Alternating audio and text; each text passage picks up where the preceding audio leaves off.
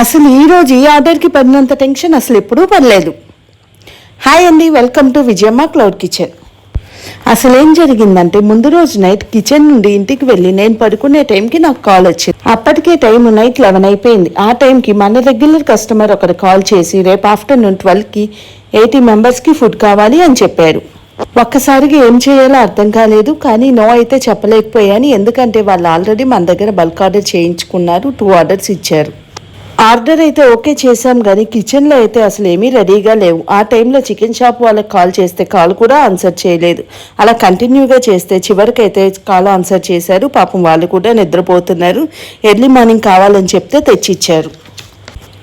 మేము పొద్దున్నే లేచి దారిలో వెళ్ళేటప్పుడే కొబ్బరికాయలు కూడా తీసుకొని వెళ్ళిపోయాం. టైం చాలా తక్కువ ఉండడం వల్ల ఇంట్లో వాళ్ళందరం కూడా ఇక్కడే ఉండి ఫుడ్ ప్రిపేర్ చేసాం. వీడియోస్ కూడా సరిగ్గా తీయలేదు.